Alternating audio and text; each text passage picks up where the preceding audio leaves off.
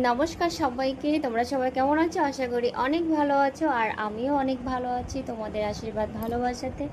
তো চলো আমার ছেলে মেয়ের কাণ্ড দেখাই।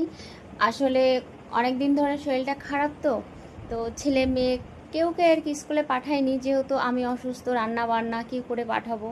তো মেয়েটাও স্কুলে যায়নি, আর ছেলেও বলছিল মা আমি স্কুলে যাব না। তো সেই কটা দিন ছেলে স্কুলে যায়নি। আর আসলে টুকি নাকি শরীর খারাপ অনেক দিন ধরেই, 4-5 মাস ধরেই আর কি।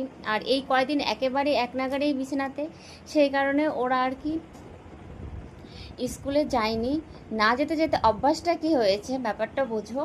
আর যখন বলছি যে আমি তখন ভালো আছি তাহলে স্কুলে যা, তো ছেলে বলছে কি মা আমার পেটে ব্যথা করছে।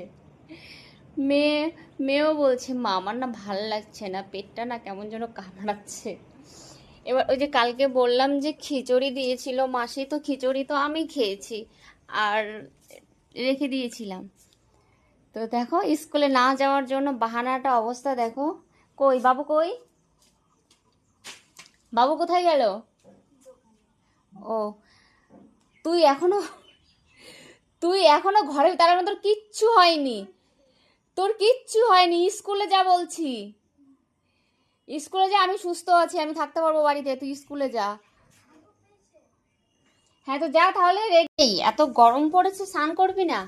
ওই যে ওকে পাঠিয়েছিলাম দোকানে, ওই ডিম কিনে টিফিন কিনে নিয়ে আসতে আসতে এতটা সময় লাগিয়ে দিয়েছে। আর ব্যাপারটা হচ্ছে মেয়ে বলছে মা আমি থাক না, স্কুলে যাব না, আমি না তোমার দেখাশোনা করি, আমি তোমার পাশে থাকি। আর আমি বলছিলাম যে শরীর মানে সুস্থ হয়েছে, তার মধ্যে মানে হাত পাগুলো একটু ব্যথা করছে আর কি, কুটকুট করে যন্ত্রণা হচ্ছে আর কি, কামড়াচ্ছে। তো বলছে, মেয়ে বলছে মা থাক না, আমি তোমার পাশে থাকি, তোমাকে দেখি, তোমার হাত পাগুলো আমি বাড়িতে থেকে চেপে দেবো। আমি কি না না থাক, আমার হাত পা তোকে টিপে দিতে হবে না, তুই স্কুলে যা, আমি ঠিক আছি। তো ধমকি দিলাম মেয়েকে, ও ঘরের ভেতরে কি করছে, আমি ওই ঘরে ছিলাম, আমি দেখিনি স্কুলে না যাওয়ার জন্য। ওই ঠিক স্কুলে যাবে না, কিছু না কিছু একটা বাহানা করে থেকে যাবে, অভ্যাস হয়ে গেছে বুঝেছো। স্কুলে যে কোনো জিনিস একটা নিয়মিত স্কুলে যেতে যেতে একটা অভ্যাস হয়ে যায়, তখন বাড়িতে আর থাকতে ইচ্ছা করে না, স্কুলে যেতে ইচ্ছা করে।